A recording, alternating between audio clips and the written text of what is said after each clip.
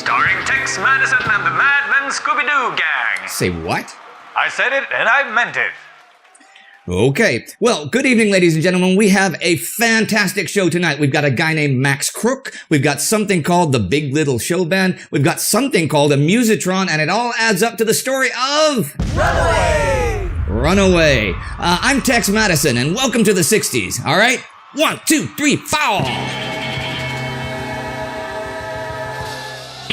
Yes, the 60s, today featuring Del Shannon's Runaway, and kind of also featuring its remarkable solo. And Scooby-Doo? There is no Scooby-Doo in this episode. Aww. Don't awe me. Look, I love Scooby-Doo as much as the next guy, but he had not been born when this song came out, and Shaggy and the gang had not hit puberty, and they hadn't bought the Mystery Machine and began traveling the land like Johnny Appleseeds of solving mysteries. But the song is a mystery. The singer doesn't know where his baby is in the lyrics. And I'm going to tell you all about the song. Just give me time. So, the song, the artist, and the year. Runaway, Del Shannon, 1961. Sounds simple, but there's a good story behind it. And it all starts with a band called Charlie Johnson and the Big Little Show Band in Battle Creek, Michigan. Now, I know what you're thinking. Well, Tex, what doesn't start like that? And you're right, but here's the thing. There was no Charlie Johnson. There was a Charlie Westover playing guitar and singing, and there was a Max Crook, which is totally a Scooby-Doo name. Yes, I realize that. Max Crook playing keyboards. Now,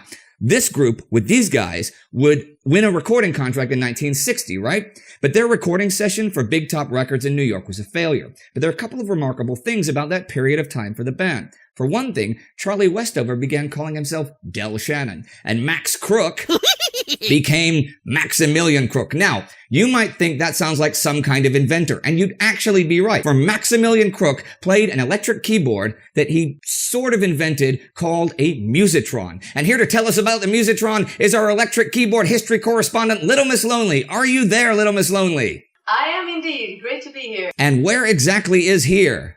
Versailles, you know, in France? Yeah, I know. That was unexpected. May I ask why? Because the Musitron is a variant of the clavioline, and the clavioline was invented right here in Versailles. I'm willing to bet that nobody out there knew that. But I did. That you did. So tell us, how did this come about? The clavioline is sort of a forerunner to an analog synthesizer and was invented by Constant Martin, right here in Versailles in 1947.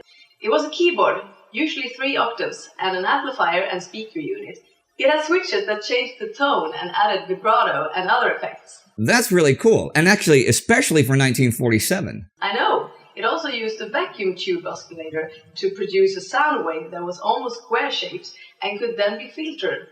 Also, the amplifier produced a fair amount of distortion, and that was intentional, which was also very cool for 1947. Oh yeah, but what does this have to do with Maximilian Crook and the Musitron, which, by the way, is not a bad band name?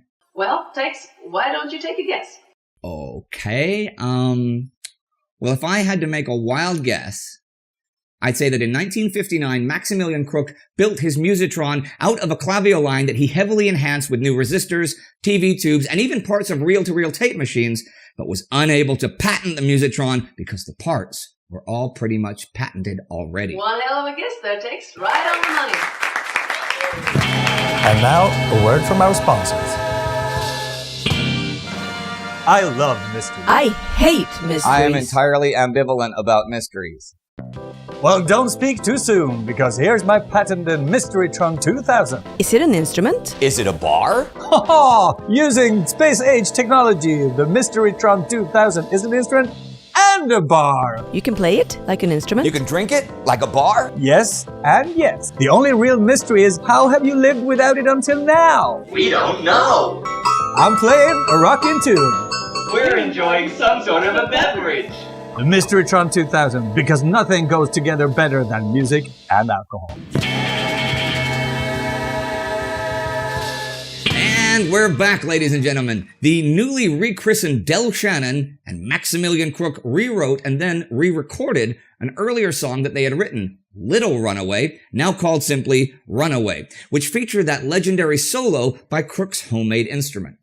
This happened on January 21st, 1961 at Bell Sound Studios and was produced by Harry Balk. Now, I know nothing about Harry Balk, so I'm going to call John Harvey Kellogg, inventor of cornflakes, who ran a sanitarium in Battle Creek, Michigan back in the day, right? 2, 3, 1, 4. It's ringing. Hello, John Harvey Kellogg. Speaking. Okay. So can you tell me anything about the producer Harry Balk? Sure. Balk ran talent contests in the 50s and even discovered Little Willie John, who recorded the original version of the classic hit Fever. Great song. Oh yeah, it's a classic. Like I said. And of course he produced Del Shannon. He did indeed, but he did something else further down the line. And what might that be? He was the guy who signed Rodriguez, you know, the guy that decades later became super big in South Africa and they made the movie Searching for Sugar Man about. I do know that singer, but I did not know that fact. And on that happy note, I'll say thank you, not John Harvey Kellogg. Runaway by Del Shannon was released in February, and after Del appeared on Dick Clark's American Bandstand in April, it shot to the #1 position on the Billboard charts, where it remained for 4 weeks. At one point that spring, a reported 80,000 copies per day were selling. 2 months later, the song topped the UK charts, and ever since has remained an all-time classic. Funny enough, though, there used to be contests where people would try to guess what instrument played the solo. Nobody ever guessed it was the monophonic Musitron. Okay, time's up for now, folks. That is all from me. No, it's not. Okay. No, it's not. No. Hi, everybody. I'm Dr. Johnny L. of the Madman Band, but that's not important. No. What is important is what happened to Max Crook. It is? It is. Okay. Soon after Runaway, Maximilian Crook had an instrumental hit called The Snake in Argentina, and then hits Greyhound and The Twisting Ghost in Canada. And then he moved to California to install burglar alarms in the late 60s. You're making this shit up. I'm not making this up. It's the truth. Twisting Ghost, installing burglar alarms. That is the most Scooby-Doo thing ever. You know what we need?